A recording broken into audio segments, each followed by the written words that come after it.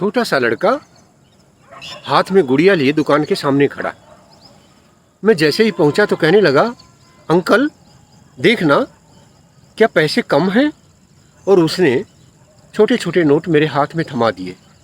कितने की है बेटा गुड़िया? अंकल जी ये शॉपकीपर कह रहा है 120 रुपये की है,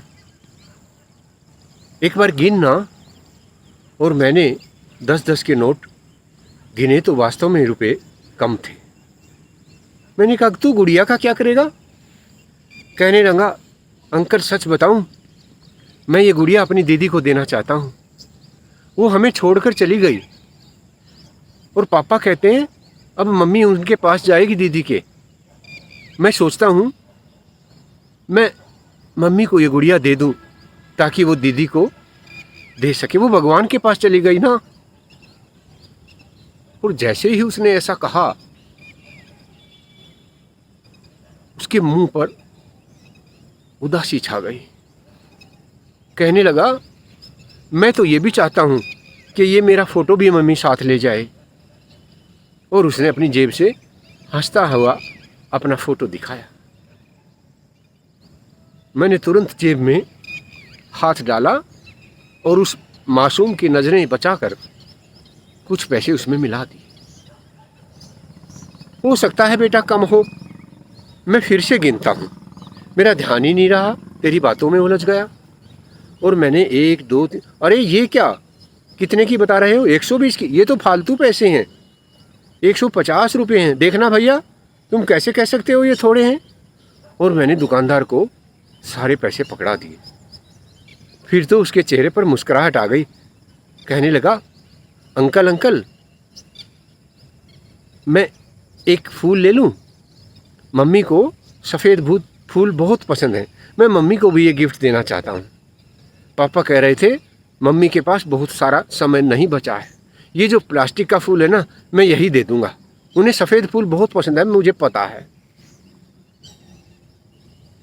बच्चे ने सफ़ेद फूल उठाया और कब मेरी आंखों से ओझल हो गया मुझे ध्यान नहीं।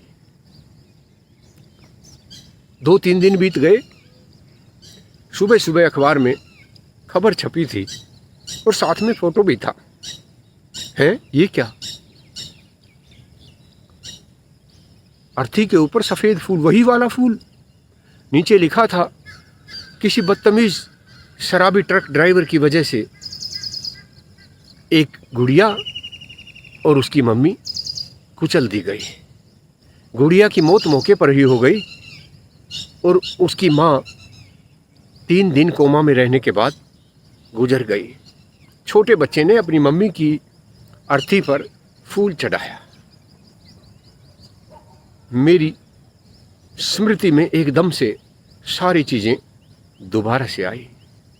मैं सोच रहा था, किसी एक इंसान के नशे की वजह से, शराब की वजह से किस तरह से घर बर्बाद हो जाते हैं, किस तरह से खुशियाँ पल भर में जिंदगी भर के दुख में बदल जाती हैं। फिर भी हम क्यों नहीं समझते कि शराब पीकर सड़क पर गाड़ी चलाना किसी पाप से कम नहीं है।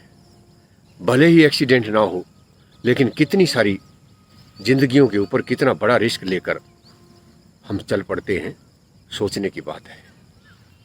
आज हमारे पास दुनिया भर की सड़कें हैं, दुनिया भर के वाहन हो गए, पर हमारी सोच में बदलाव नहीं आया।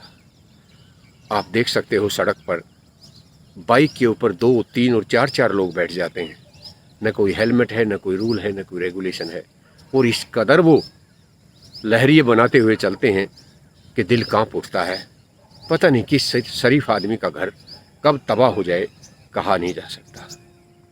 मैं नौजवानों से ख़ास तौर पर रिक्वेस्ट करना चाहता हूँ, बेटा ये 4 दिन जवानी के सब में आते हैं, इन्हें संभाल कर रखो, ये ज़िंदगी काम आएगी। और किसी दूसरे का घर बर्बाद किया ना, शायद प्रभु भी माफ़ नहीं करेंगे। हमें नशे से बच कर रहना चाहिए, भले ही वो शराब का हो, गांजा हो या कोई दूसरा नशा हो। कुछ क्षण के मज़े के लिए हम किसी की ज़िंदगी को ख़त्म कर देते हैं। ये कौन सा तरीका है आनंद मनाने का? क्यों नहीं हम एक दूसरे का ख्याल रख सकते हैं? बहुत बहुत धन्यवाद।